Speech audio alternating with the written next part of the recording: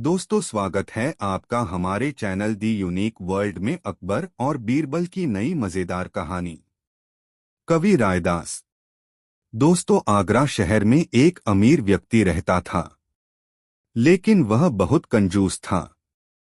बहुत से लोग प्रतिदिन उसके घर के बाहर भीड़ लगाते और उससे कुछ दया की उम्मीद करते, लेकिन उन्हें निराश होकर लौटना पड़ता। वह उन्हें झूठे वादे देकर वापस भेज देता, लेकिन कभी उन्हें पूरा नहीं करता। एक दिन एक कवि रायदास उसके घर आया और बोला कि वह अपनी कुछ कविताएं सुनाना चाहता है। उस अमीर आदमी को कविताओं का शौक था, तो उसने कवि को आज्ञा दे दी। रायदास ने एक एक कर अपनी कविताएं सुनाईं। अमीर आदमी को सब सुनकर अच्छा लगा, विशेषकर इसलिए क्योंकि वे कविताएं कवि ने अमीर आदमी पर लिखी थी। उन कविताओं में अमीर आदमी की तुलना धन के देवता कुबेर से की थी। उन दिनों यह चलन था कि अमीर आदमी और राजा कवि को उनकी प्रेरणा के लिए उन्हें इनाम देते थे, क्योंकि गरीब कवियों की कमाई का यही जरिया था। इसलिए उस अमीर आदमी ने रायदास को उपहार देने का वादा कर अगले दिन आने को कहा। रायदास खुश होकर घर चला गया। अगली सुबह जब कवि उसके घर पहुंचा, तो अमीर आदमी ने कहा कि उसने तो उसे कभी देखा नहीं।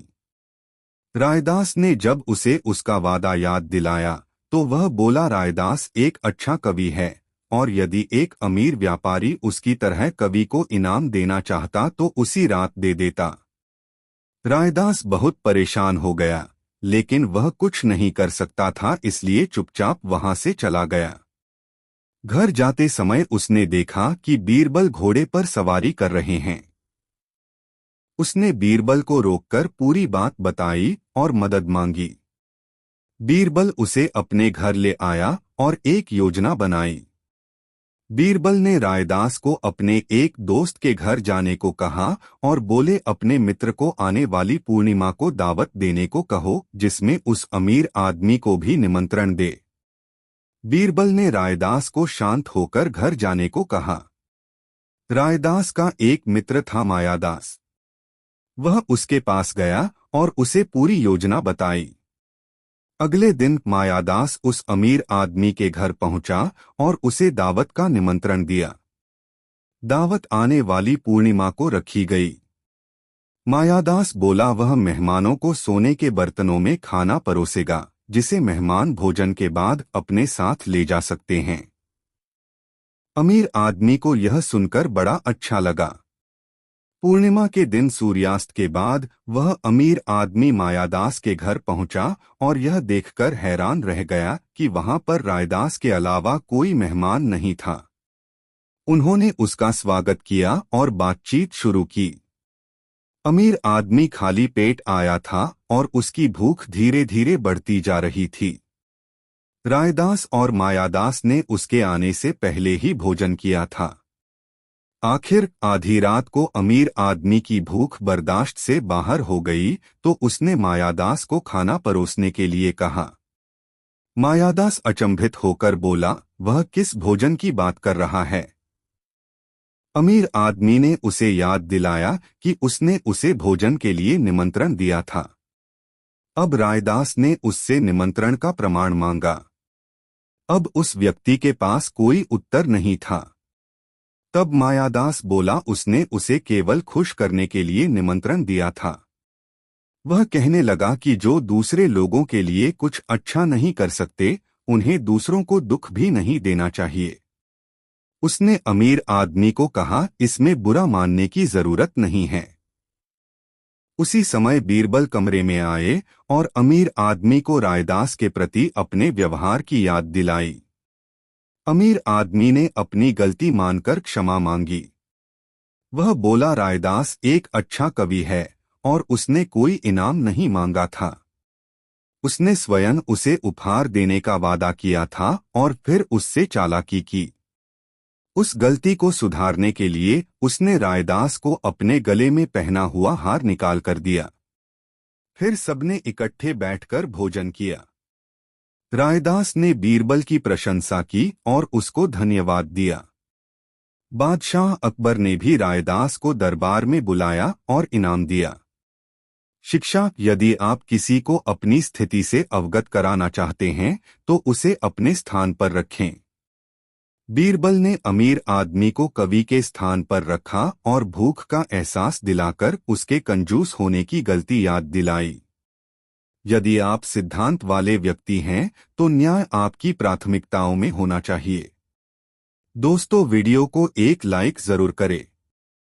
दोस्तों, एक दिन अकबर ने यह बात जाननी चाहिए कि उनकी राजधानी में सबसे प्रचलित व्यवसाय कौन सा है। उन्होंने दरबारियों से पूछा। कुछ ने कहा व्यापार, कुछ बोले दुकानदारी, लेकिन अधिकतर का जवाब था सेना में काम करना। जब बीरबल की बारी आई तो वह अपने स्थान से उठे और बादशाह को झुककर सलाम किया और बोले, जहां पनाह, मेरे विचार में सबसे प्रचलित व्यवसाय वैद्य का है। सब हैरान हो गए क्योंकि शहर में वैद्यों की संख्या को आसानी से गिना जा सकता था। दरबार के वैद्य को भी गुस्सा आ रहा था क्योंकि वैद्य बनना और रोगियों को दवा देना कितना मुश्किल कार्य है। बीरबल मुस्कराए और बोले, मैं अपनी बात को साबित कर सकता हूं अगर आप कल सुबह मेरे साथ आएंगे। अकबर सहमत हो गए और अगली सुबह शहर की एक मुख्य सड़क पर बीरबल से मिले। बीरबल के हाथ पर पट्टी बंधी थी। अकबर ने देखा तो पूछा, क्या बात है?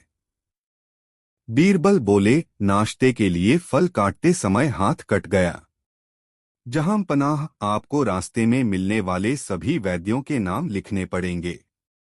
अकबर बोले, ठीक है बीरबल, मैं ऐसा करूंगा, लेकिन तुम पहले घाव को धोकर उस पर मलहम लगा लो। मैं ऐसा करूंगा, पर अपनी बात साबित करने के बाद बीरबल ने कहा। वे पूरा दिन एक सड़क पर बैठे रहे। बीरबल एक जाने माने व्यक्ति थे, तो जो भी वहां से गुजरता चोट के बारे में पूछता और कुछ न कुछ दवा के बारे में बताता। जैसे जैसे दिन गुजरता गया, सूची लंबी होती गई और दोपहर तक अकबर लिखते लिखते थक गए। अब उन्होंने घर चलने की सलाह दी। बीरबल ने सूची के बारे में पूछा और कहा, जहां पनाह, आप अपना नाम तो सबसे ऊपर लिखना भूल गए। आपने सबसे पहले मुझे सलाह दी थी। शिक्षा: बिना सोचे समझे दी गई सलाह सस्ती होती है और जिसको यह सलाह दी जाती है उस व्यक्ति का आपके प्रति व्यवहार भी अच्छा नहीं होता। अतः हमें ऐसे विषयों पर सलाह नहीं देनी चाहिए जिन पर हमारी पकड़ न हो। ऐसे विषयों पर ही सलाह देनी चाहिए जो हमारे क्षेत्र के हों। दोस्तों, वीडियो को एक लाइक जरूर करें। दोस्तों, एक बार बादशाह अकबर के शहर में एक व्यक्ति रहता था। उसके जीने का तरीका अजीब था। वह लोगों को बेवकूफ बनाकर पैसे कमाता था। एक बार वह बाजार में एक बहुत अमीर व्यापारी से मिला जो बाहरी देश से आया हुआ था। वह इस शहर में नया था, इसलिए जब धोखेबाज ने उसे अपने घर रात के भोजन के लिए आमंत्रित किया तो व्यापारी ने इस उम्मीद से आमंत्रण स्वीकार कर लिया कि इस नए शहर में उसके नए दोस्त बन जाएंगे।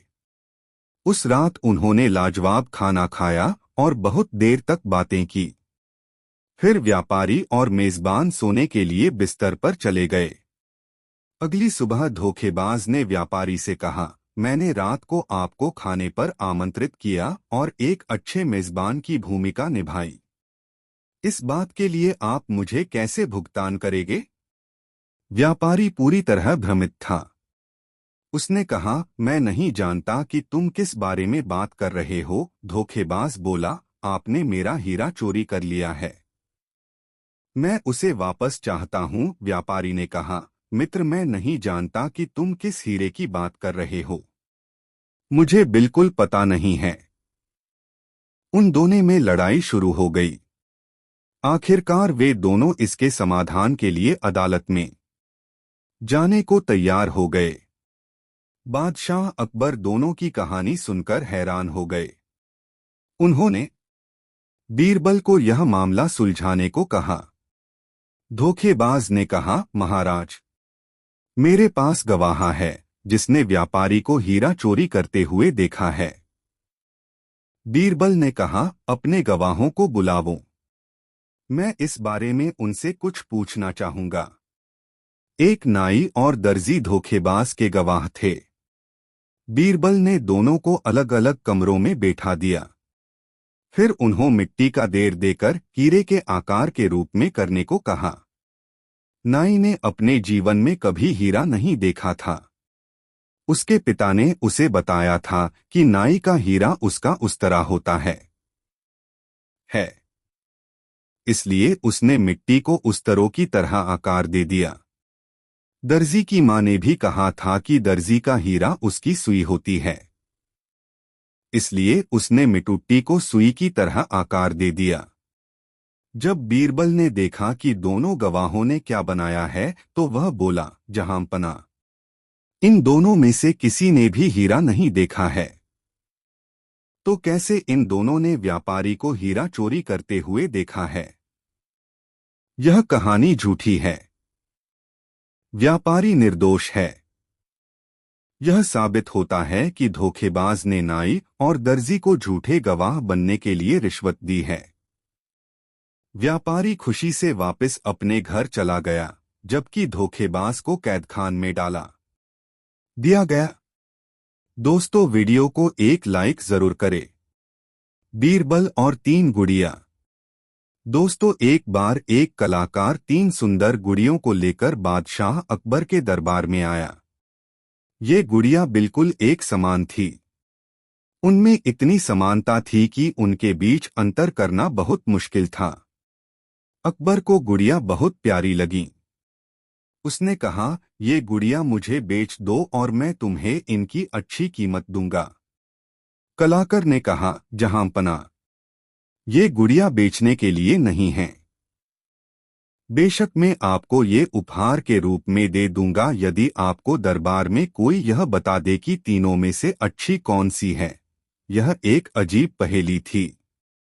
अकबर ने गुड़ियों को उठाया और करीब से देखा, किंतु तीनों गुड़ियों में इतनी समानता थी कि अकबर यह नहीं कह सका कि कौन सी अच्छी है। तब उसके प्रत्येक मंत्री ने इस पहेली को सुलझाने की कोशिश की, परंतु वे असफल रहे। अकबर ने बीरबल को बुलाकर कहा, प्रिय बीरबल, तुम क्यों नहीं कोशिश करते? मुझे विश्वास है कि तुम इस पहेली को हल कर लोगे। बीरबल अकबर की ओर सम्मान से झुका और गुड़ियों के पास गया। उसने प्रत्येक गुड़िया को हाथ में उठाया और बड़ी बारीकी से उनको देखा। हर कोई आश्चर्यचकित था। उसने एक गुड़िया के कान में फेंक मारी। हवा उसके दूसरे कान से बाहर आ गई। फिर उसने दूसरी गुड़िया को कान में फूंक मारी, किंतु इस बार हवा उसके मुंह से निकली। जब बीरबल ने तीसरी गुड़िया के कान में फूंक मारी तो हवा कहीं से भी बाहर नहीं निकली। बीरबल ने कहा, जहांपना, यह तीसरी गुड़िया ही इन तीनों में सबसे अच्छी है। अकबर हैरान हो गया। उसने कहा, तुमने यह कैसे जान लिया? बीरबल ने कहा, मेरे मालिक, यह तीनों गुड़िया 3 व्यक्तियों की तरह है। जब मैंने पहली गुड़िया के कान में फूंक मारी तो यह दूसरे कान से बाहर आ गई। ऐसे ही जब हम एक रहस्य किसी दूसरे व्यक्ति को बताते हैं तो वह अगले ही पल उसे भूल जाता है। जब मैंने दूसरी गुड़िया के कान में फूंक मारी तो वह उसके मुंह से बाहर निकल गई। ऐसे ही कुछ व्यक्ति जो कुछ सुनते हैं उसे शीघ्र ही दूसरे व्यक्ति को बता देते हैं। ऐसे व्यक्ति कभी रहस्य को छुपाकर नहीं रख सकते। किंतु जब तीसरी गुड़िया के कान में फूंक मारी तो हवा कहीं से भी बाहर नहीं आई। इस तरह के व्यक्ति अच्छे होते हैं जो रहस्य को छुपकर रखते हैं। आप इन्हें कोई भी रहस्य की बात बता सकते हैं। कलाकार ने कहा, मैंने अभी तक केवल बीरबल के बारे में सुना था, किंतु आज मैंने इसे देख भी लिया। जहांपनाह, ये गुड़िया आपकी है। अकबर ने कहा, उसे बीरबल पर बहुत गर्व है। दोस्तों, वीडियो को एक लाइक जरूर करें। दोस्तों, बादशाह अकबर घुड़सवारी के इतने शौकीन थे कि पसंद आने पर घोड़े का मुंहमांगा दाम देने को तैयार रहते थे। दूरदराज के मुल्कों जैसे अरब, पर्शिया आदि से घोड़ों के विक्रेता मजबूत व आकर्षक घोड़े लेकर दरबार में आया करते थे। बादशाह अपने व्यक्तिगत इस्तेमाल के लिए चुने गए घोड़े की अच्छी कीमत दिया करते थे। जो घोड़े बादशाह की रुचि के नहीं होते थे, उन्हें सेना के लिए खरीद लिया जाता था। अकबर के दरबार में घोड़े के विक्रेताओं का अच्छा व्यापार होता था। एक दिन घोड़ों का एक नया विक्रेता दरबार में आया। अन्य व्यापारी भी उसे नहीं जानते थे। उसने 2 बेहद आकर्षक घोड़े बादशाह को बेचे और कहा कि वह ठीक ऐसे ही 100 घोड़े और लाकर दे सकता है, बशर्ते उसे आधी कीमत पेशगी दे दी जाए। बादशाह को चूंकि घोड़े बहुत पसंद आए थे, सो वैसे ही 100 और घोड़े लेने का तुरंत मन बना लिया। बादशाह ने अपने खजांची को बुलाकर व्यापारी को आधी रकम अदा करने को कहा। खजांची उस व्यापारी को लेकर खजाने की ओर चल दिया। लेकिन किसी को भी यह उचित नहीं लगा कि बादशाह ने एक अनजान व्यापारी को इतनी बड़ी रकम बतौर पेशगी दे दी। लेकिन विरोध जताने की हिम्मत किसी के पास न थी। सभी चाहते थे कि बीरबल यह मामला उठाए। बीरबल भी इस सौदे से खुश न था। वह बोला, हुजूर, कल मुझे आपने शहर भर के मूर्खों की सूची बनाने को कहा था। मुझे खेद है कि उस सूची में आपका नाम सबसे ऊपर है। बादशाह अकबर का चेहरा मारे गुस्से के सुर्ख हो गया। उन्हें लगा कि बीरबल ने भरे दरबार में विदेशी मेहमानों के सामने उनका अपमान किया है। गुस्से से भरे बादशाह चिल्लाए, तुम्हारी हिम्मत कैसे हुई हमें मूर्ख बताने की?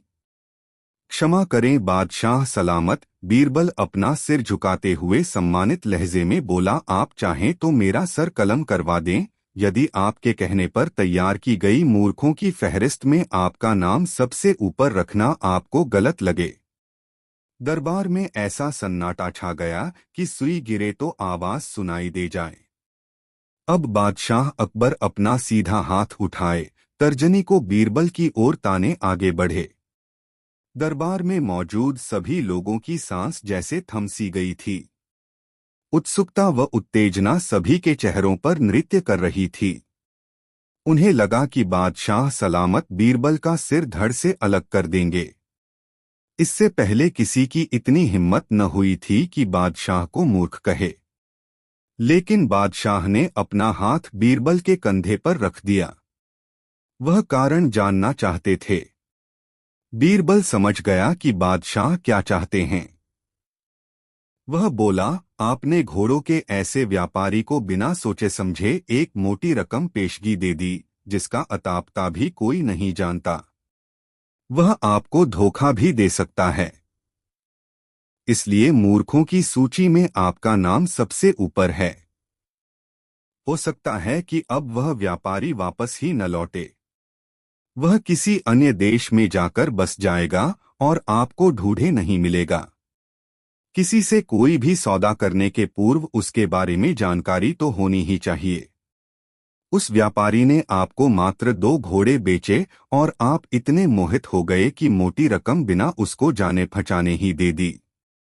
यही कारण है बस। तुरंत खजाने में जाओ और रकम की अदायगी रुकवा दो। अकबर ने तुरंत अपने एक सेवक को दौड़ाया। बीरबल बोला, अब आपका नाम उस सूची में नहीं रहेगा। बादशाह अकबर कुछ क्षण तो बीरबल को घूरते रहे, फिर अपनी दृष्टि दरबारियों पर केंद्रित कर ठहाका लगाकर हंस पड़े। सभी लोगों ने राहत की सांस ली कि बादशाह को अपनी गलती का एहसास हो गया था। हंसी में दरबारियों ने भी साथ दिया और बीरबल की चतुराई की एक स्वर से प्रशंसा की। 6 दोस्तों, एक बार दिल्ली दरबार में बैठे हुए बादशाह अकबर ने अपने नवरत्नों से पूछा, भाई यह बताओ सबसे बड़ा पत यानी शहर कौन सा है? पहले नवरत्न ने कहा, सोनीपत। दूसरा नवरत्न, हुजूर पानीपत सबसे बड़ा पत है।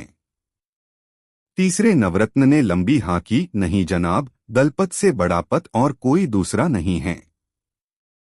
चौथे नवरत्न ने अपना राग अलापा, सबसे बड़ा पत तो दिल्लीपत यानी दिल्ली शहर है। बीरबल चुपचाप बैठे हुए सारी बातें सुन रहे थे। अकबर ने बीरबल से कहा, तुम भी कुछ बोलो।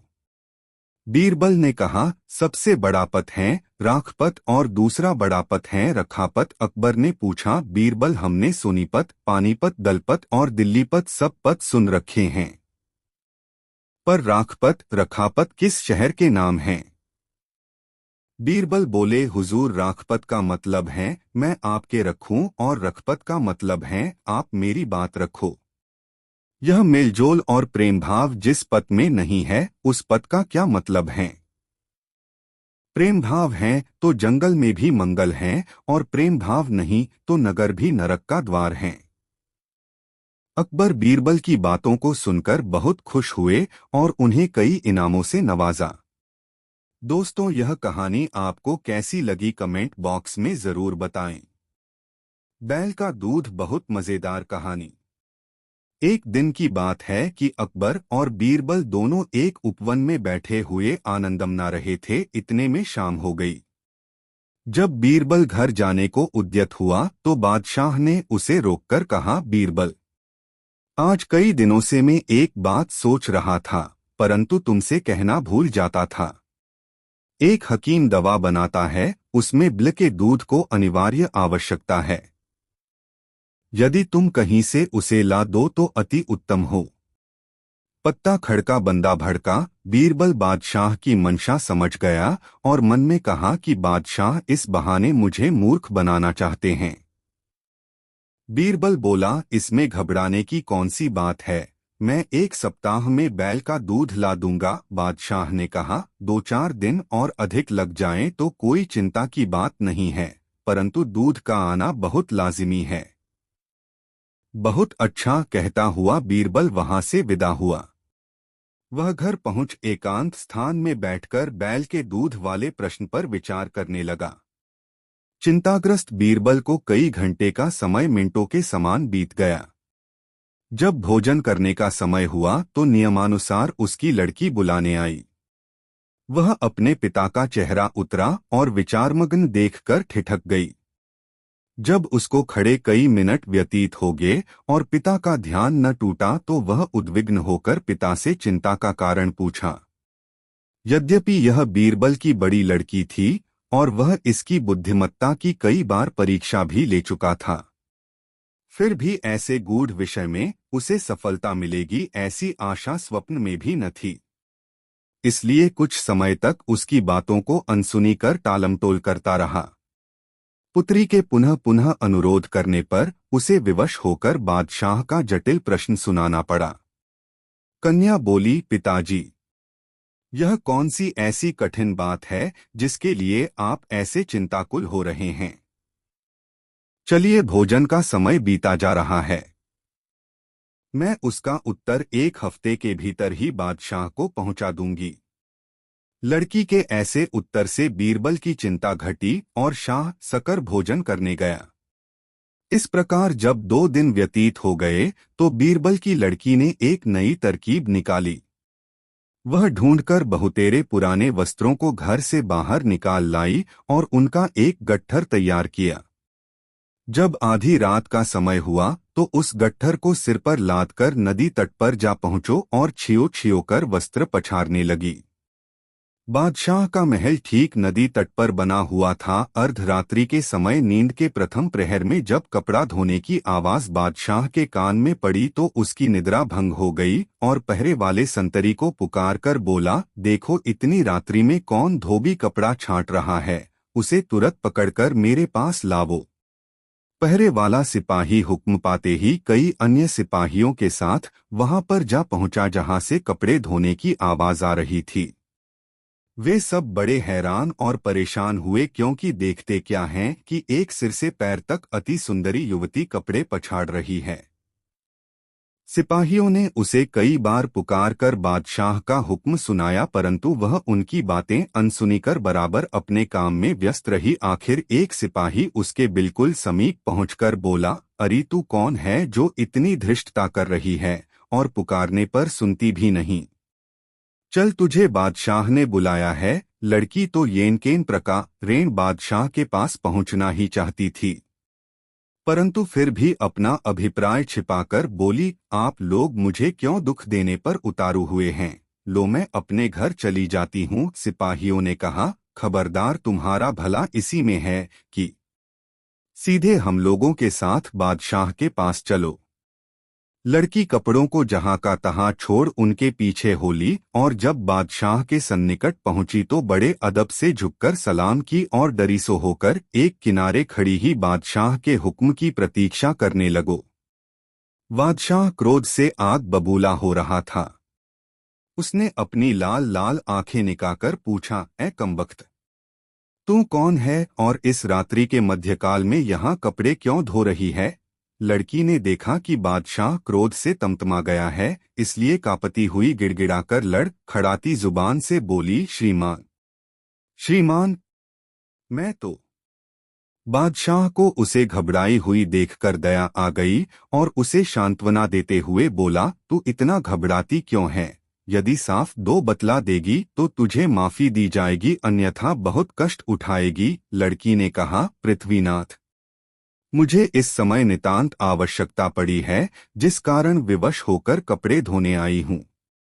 बादशाह ने कहा, ए अभागी, ऐसी कौन सी जरूरत थी जिसके लिए तू इतना परेशान है? लड़की ने उत्तर दिया, क्या कहूँ पृथ्वीनाथ, आज दोपहर में मेरे पिता को लड़का पैदा हुआ है, सो मैं दिन भर तो और कामों में परेशान थी। इस वक्त फुर्सत पाने पर कपड़े धोने आई हूँ, क्योंकि साफ कपड़ों की आवश्यकता आन पड़ी है।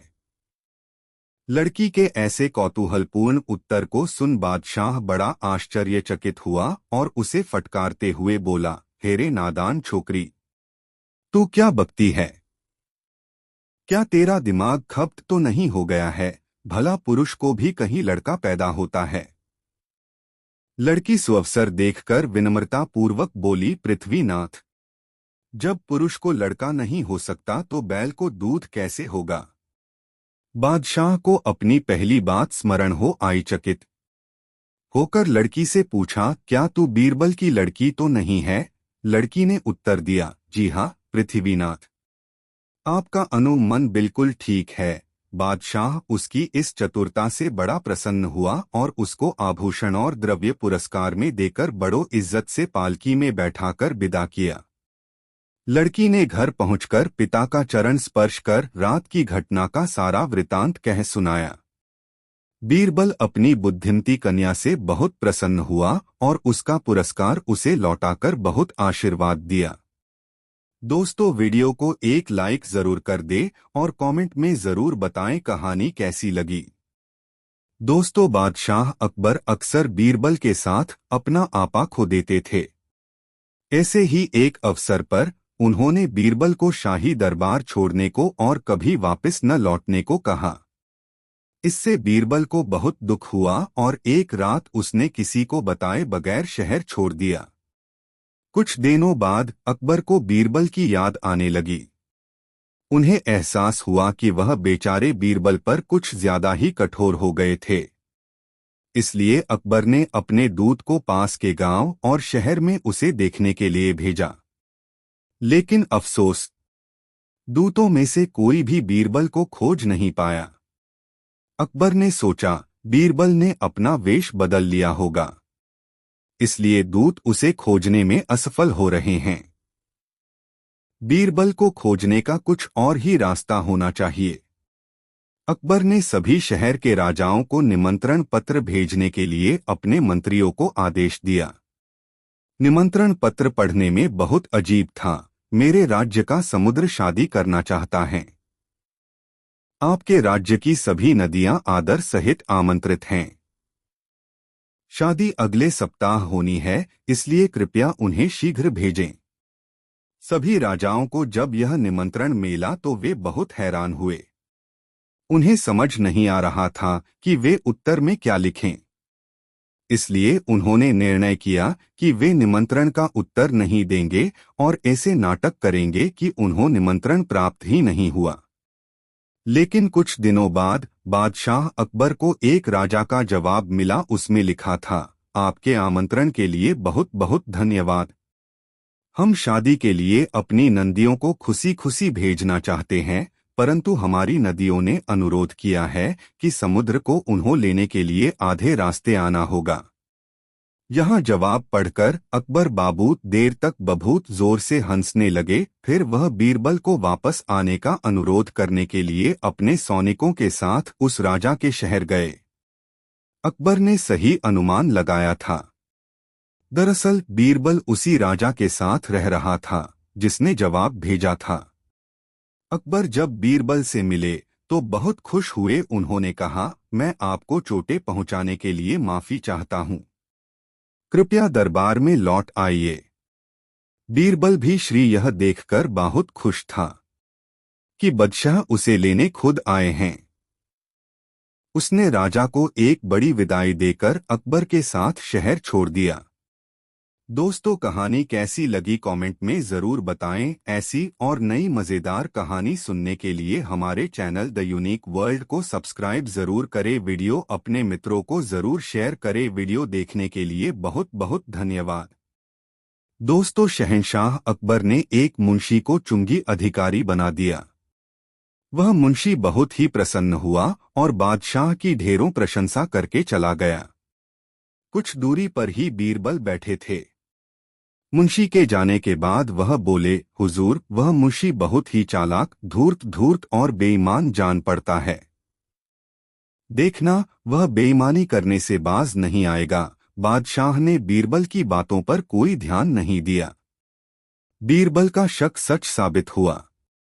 बादशाह के पास मुंशी की शिकायतें आने लगीं कि मुंशी रिश्वत लेता है और प्रजा को बहुत ही तंग करता है। बिना रिश्वत लिए किसी से भी बात नहीं करता है। बादशाह सलामत ने मुंशी का तबादला वहां कर दिया जहां बेईमानी करने की कोई गुंजाइश ही नहीं थी। वह मुंशी अधिकारी से घुड़साल का मुंशी मुकर्रर कर दिया गया। अब मुंशी का काम घोड़ी की लीद तोलना था, लेकिन जहां चाह होती है वहां राह निकल ही आती है। मुंशी ने वहां भी अपनी आदत न छोड़ी और रिश्वत लेने शुरू कर दी। मुंशी साइसों से बोला, तुम सब घोड़ों को दाना कम खिलाते हो, इसीलिए मुझे लीद तोलने को भेजा गया है। यदि तुम्हारी लीद तोल में कम बैठी तो मैं शहंशाह से शिकायत कर दूंगा। साइस यह सुनकर डर गए और मुंशी को प्रति घोड़ा 1 रुपया देने लगे। बादशाह के पास मुंशी की शिकायत पहुंची तो उन्होंने यमुना नदी की लहरें गिनने का काम उसे सौंप दिया। यहाँ पर बेईमानी का कोई काम नहीं था। मुंशी बेईमानों का बेईमान था। यहाँ भी उसने कमाई का रास्ता ढूंढ निकाला। अब मुंशी ने नावों को रोकना शुरू कर दिया और कहने लगा, रुको, मैं अभी लहरें गिन रहा हूँ। बेचारे नाविक जब नावों को रोक कर परेशान हो गए तब उन्होंने मुंशी को प्रतिमाह 10 रुपये देने प्रारंभ कर दिया। दरबार में जब यह खबर पहुंची कि मुंशी नाविकों से पैसे वसूलता है तो शहंशाह ने हुक्म जारी किया कि नावों को न रोका जाए और उन्हें जहां जाए जाने दिया जाए। शातिर दिमाग मुंशी कहाँ किसी बंदिश और नियम को मानने वाला था। यहाँ भी उसने अपनी बुद्धि का इस्तेमाल कर एक तख्ती को तट पर यह लिखकर लगा दिया, रोको मत जाने दो। यह द्व्यर्थी वाक्य शहंशाह के हुक्म का भी पालन कर रहा था और मुंशी को भी रिश्वत दिलवा रहा था। बादशाह के पास फिर भी मुंशी की शिकायतें पहुंचने लगीं तो उन्होंने उस मुंशी की हरकतों से तंग आकर उसे नौकरी से हमेशा के लिए हटा दिया और बीरबल से कहा, बीरबल, हमने तुम्हारी बात नहीं मानी। तुम्हारा कहना सही था कि यह मुंशी जरूरत से ज्यादा होशियार और बेईमान लगता है। यह सब कहकर शहंशाह ने बीरबल के जिम्मे कर्मचारियों को जांचने परखने का काम लगा दिया। दोस्तों, वीडियो को एक लाइक जरूर कर दे। दोस्तों, एक दिन बादशाह को नई तरंग सूझी। उसने बीरबल को तुरंत आज्ञा दी, बीरबल, एक ऐसा आदमी खोजकर लाओ जो 100 स्थानों का सरताज हो। बीरबल भला किसी बात से कब हताश होने वाला था। उसने झट उत्तर दिया, जहांपना, यथाशीघ्र हाजिर करूंगा, परंतु इस काम में 10,000 मोहरों की आवश्यकता है। बादशाह की आज्ञा से बीरबल को तत्काल 10,000 मोहरों की थली दे दी गई। बीरबल मोहरों को लेकर अपने घर चला गया। थैली घर पर रखकर खुद 100 स्थानों के एक सयाने की खोज में शहर की गलियां छानने लगा। कहावत प्रसिद्ध है, जिन खोजा तिन पाइया गहरे पानी पैठ, दहात में उसे एक अहीर मिला। बीरबल ने उसे अपने पास बुलाकर समझाया, देखो, यदि तुम मेरे कहने के अनुसार करोगे तो मैं तुम्हें 100 मोहरें इनाम में दूंगा। भला वह क्यों मना करता? बेचारे ने इतनी बड़ी रकम आज तक नहीं देखी थी। उसे अपने अनुकूल समझकर बीरबल ने कहा, देखो, मेरे साथ तुम्हें बादशाह के पास चलना होगा। यदि बादशाह तुमसे कुछ पूछें तो एकदम चुप रह जाना। वह बोला, बहुत अच्छा, ऐसा ही करूंगा। बीरबल उस अहीर को अच्छे वस्त्र पहनाकर शाही दरबार में ले गया और बादशाह के समक्ष खड़ा होकर बोला, जहांपनाह, आपकी आज्ञानुसार सयाना व्यक्ति हाजिर है, उसकी परीक्षा कर लें। बादशाह ने उसे अपने पास बुलाकर प्रश्न किया, तुम कहाँ रहते हो? तुम्हारे माता पिता तुमको किस नाम से पुकारते हैं? कौन सी विशेष बात जानते हो? बादशाह ने बारी बारी से इसी प्रकार अनेक प्रश्न किए, परंतु उसे तो बीरबल ने पहले से ही समझा दिया था। उसने कोई उत्तर नहीं दिया। अब बीरबल ने बात संभाली। वह बोला, जहांपनाह, आपके पूछने का इस आदमी ने यह अर्थ निकाला है कि न जाने बादशाह यह सब बातें पूछकर क्या करेंगे, क्योंकि ऐसी कहावत उसे पहले ही याद है, राजा योगी अग्नि जल, इनकी उल्टी रीति। डरते रहियो भाइयों, बड़ी न करियो प्रीति। इसलिए इसने मौन धारण कर लिया है। आपने सुना होगा, चुप सबसे भला। बादशाह को बीरबल की शिक्षा से आनंद प्राप्त हुआ और अहीर को घर जाने की छुट्टी मिल गई। वीडियो को एक लाइक जरूर करें। दोस्तों, अकबर के दरबार में बहुत से दरबारी थे। उनमें सुल्तान खां बहुत धूर्त था। जब भी मौका मिलता वह बादशाह के कान भरता रहता। वह हमेशा बीरबल का विरोध करता था, किंतु वह यह भी जानता था कि बादशाह अकबर बीरबल को बहुत ज्यादा चाहते हैं। वह दरबार में अपनी हैसियत मजबूत करना चाहता था। वह चाहता था कि उसके बेटे को दरबार में कोई पद मिल जाए। इसके लिए मौका मिलते ही जहांपनाह से उसकी सिफारिश करूंगा। बीरबल की तेज आंखों से यह बात छिपी हुई न रह सकी। उन्होंने सोचा कि सोचा, मैं हर दिन अपने बेटे को दरबार में ले जाया करूंगा और मौका मिलते ही जहांपनाह से उसकी सिफारिश करूंगा। बीरबल की तेज आंखों से यह बात छिपी हुई न रह सकी। उन्होंने सोचा कि सुल्तान खां अपने शैतान बेटे को अपने साथ लाने लगा है। दरबार में खंजाची का पद खाली है। वह इस पर अपने बेटे को नियुक्त कराना चाहता है।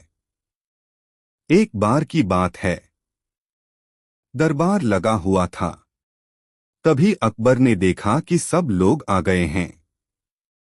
बीरबल अभी तक दरबार में नहीं आए हैं।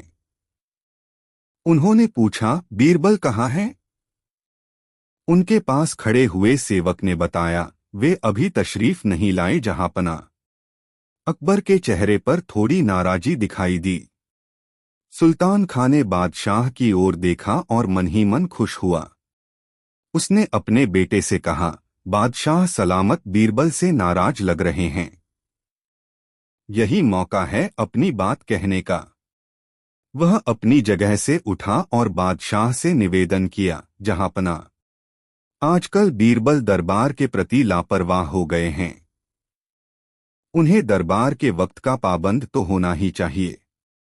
अकबर ने कहा, लगता है उन्हें सबक सिखाना पड़ेगा। सुल्तान खां ने उनकी हाँ में हाँ मिलाई और बोला, जी जहांपनाह। इस पर अकबर ने सुल्तान खां से कहा, सुल्तान खां तुम ही कोई तरीका बताओ। सुल्तान खां बोला, जी, आज आप उनकी कोई बात नहीं सुनिएगा। वे कुछ भी कहें उसका एक ही जवाब दीजिएगा, नहीं।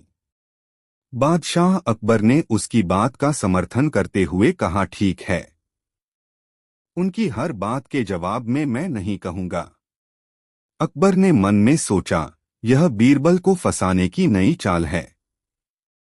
देखते हैं कि इस बार बीरबल अपना बचाव किस प्रकार करते हैं। कुछ देर बाद बीरबल, तुम्हें देर कैसे हो गई?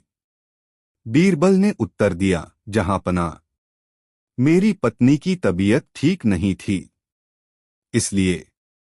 अकबर बोले, हमें तुम्हारी बात का यकीन नहीं है। बीरबल समझ गए कि इसमें जरूर सुल्तान खां की कोई चाल है।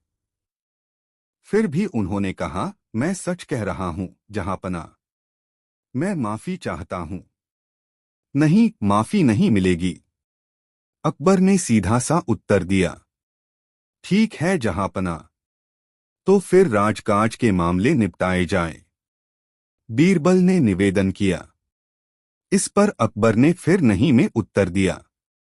बीरबल समझ गया कि आज बादशाह हर बात पर नहीं कहेंगे। उन्होंने पुनः निवेदन किया, तो फिर मुझे घर जाने की आज्ञा दी जाए। किंतु अकबर ने फिर कहा, नहीं, हरगिज नहीं। बीरबल ने देखा कि सुल्तान खां के चेहरे पर मुस्कान है। वह अपने बेटे से धीरे धीरे कुछ वह कह रहा था। तभी बीरबल को एक नई युक्ति सूझी। उन्होंने निवेदन किया, जहांपनाह, आपसे एक प्रार्थना है, सुल्तान खां के बेटे को नया खजांची नियुक्त कर दें। बादशाह अकबर तो आज नहीं कहने का मन बना चुके थे। उन्होंने जोर देकर कहा, नहीं बीरबल, नहीं। बीरबल ने झुककर आदाब किया और बोले, आपकी जैसी मर्जी जहांपना। अकबर समझ गए कि बीरबल ने सुल्तान खां के तीर से ही सुल्तान खां को घायल कर दिया है। उनके चेहरे पर मुस्कुराहट आ गई। दूसरे दिन दरबार में बीरबल ने देखा कि सुल्तान खां और उसका बेटा दोनों अनुपस्थित थे। वह मन ही मन बोले, चलो, उस धूर्त से छुटकारा मिला।